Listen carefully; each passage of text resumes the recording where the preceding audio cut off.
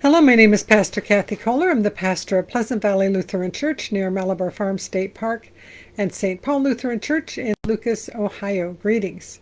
We are reading through the Bible with commentary, and we are in one of the most fun books to read, the book of Esther in the Old Testament. In our previous session, we read an introduction to who Esther is. She was an orphan raised by her uncle Mordecai, and the king of Persia had a wife, a Queen Vashti, that refused to come when he wanted her to come and be shown off. So he got rid of her and brought in all kinds of young virgin girls to check out. So she got swept in with those and was selected as the new queen. And we are picking up on the story about 5 years later. It's in chapter 3. After these things, so about 5 years later, King Ahasuerus promoted Haman, son of Hammedatha, the Agagite, and advanced him and set his seat above all the officials who were with him. And all the king's servants who were at the king's gate bowed down and did obeisance to Haman, for the king had so commanded concerning him. But Mordecai did not bow down or do obeisance. So I was reading through the footnotes and trying to understand this. There's no reason listed, like a Jewish person can certainly give honor and respect to a king or a lord or somebody. They're allowed to bow. They're not worshiping the other person. They're just honoring the other person. So there's nothing in Jewish law that would keep Mordecai from bowing to Haman. But they pointed out that Agag, the Agagite, that he is descended from the Amalekites, who are traditional ancient enemies of the Jewish people. And they were one of the ones that the Jewish people were supposed to wipe out and did not. And then they had fights all throughout Kings and Chronicles. The Amalekites were one of the groups that were constantly at war with the Jewish people. So the best we can figure is that Haman is of the Amalekites, and Mordecai refuses to bow to him because it comes back down to ethnicity. Verse 3, Then the king's servants who were at the king's gate said to Mordecai, Why do you disobey the king's command?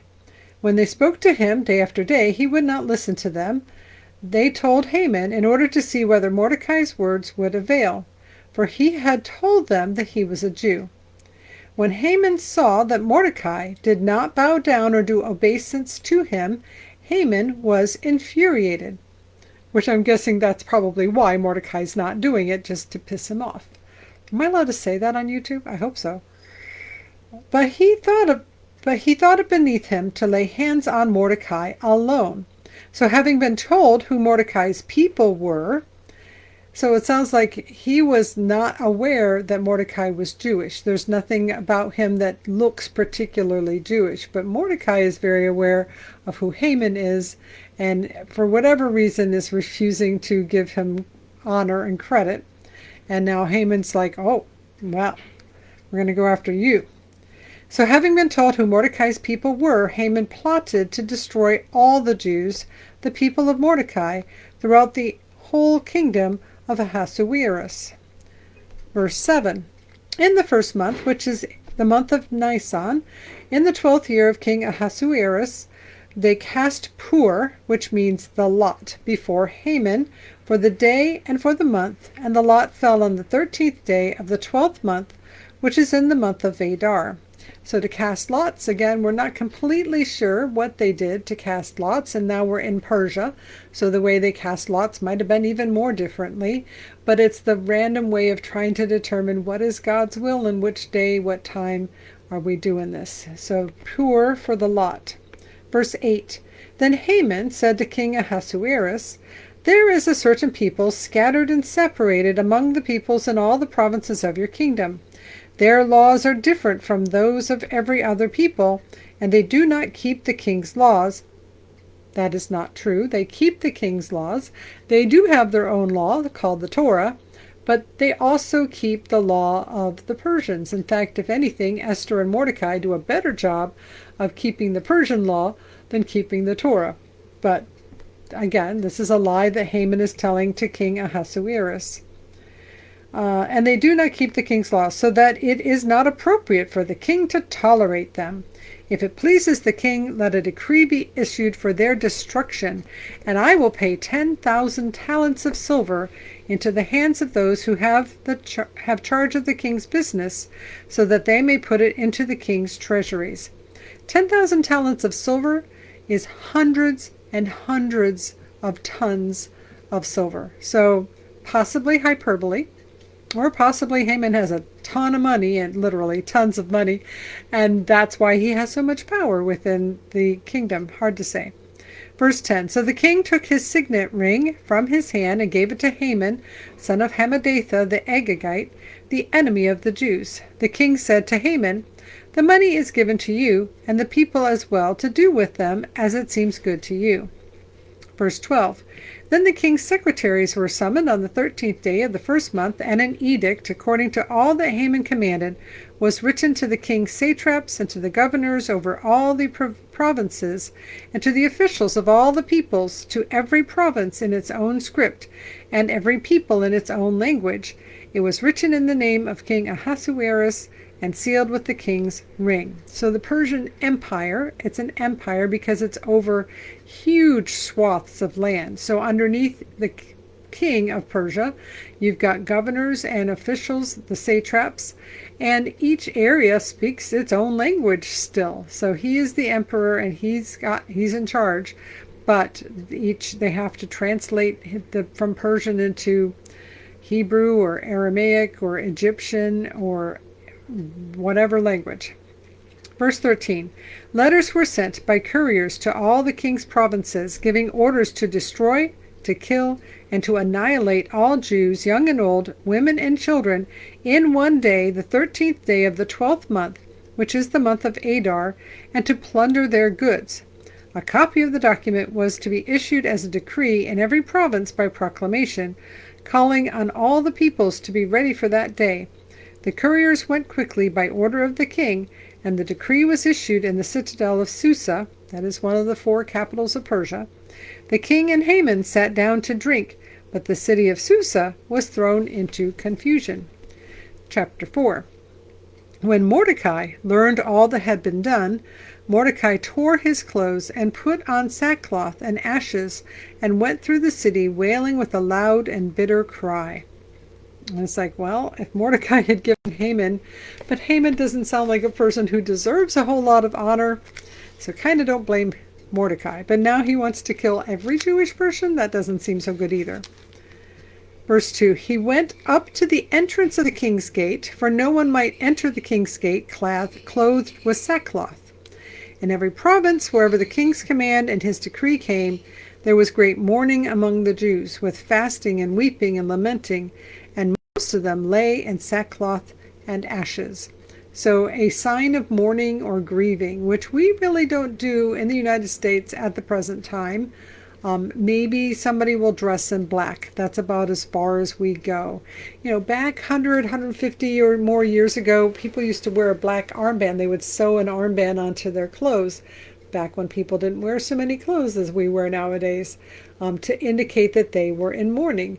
A very traditional way was to literally grab hold of your clothes and rip them apart. And when you saw the rip, you knew that this person was grieving or mourning or upset about something.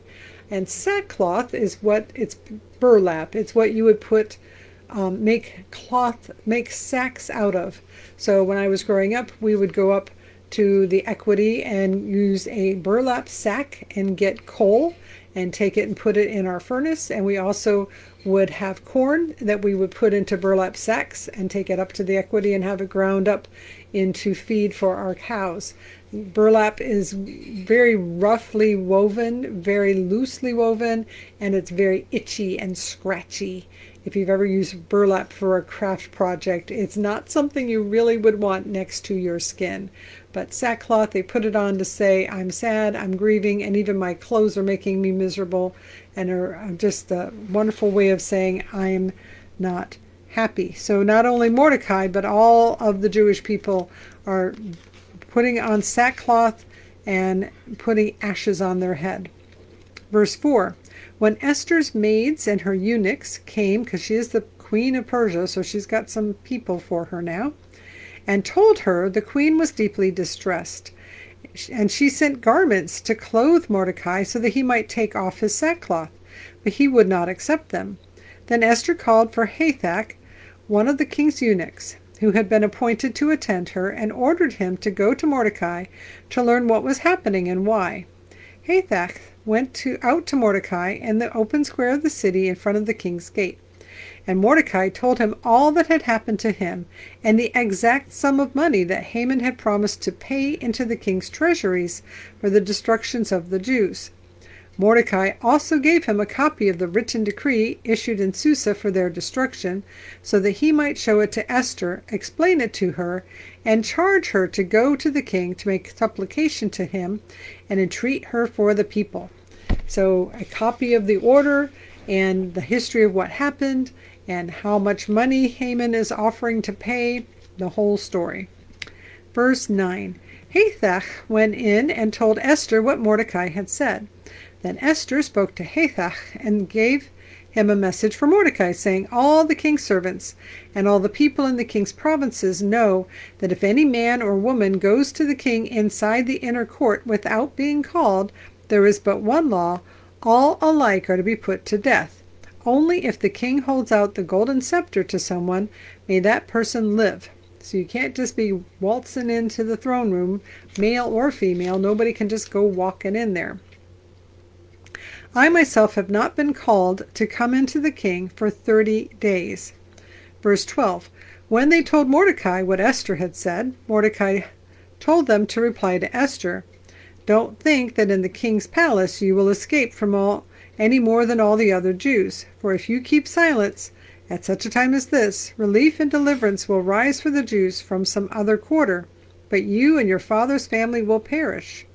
Who knows, perhaps you have come into royal dignity for just such a time as this, which of course is the most famous little passage from the book of Esther, that perhaps you are in the place that you are in because of whatever crisis you are dealing with, whatever situation is going on that seems so very difficult and so very scary or hard.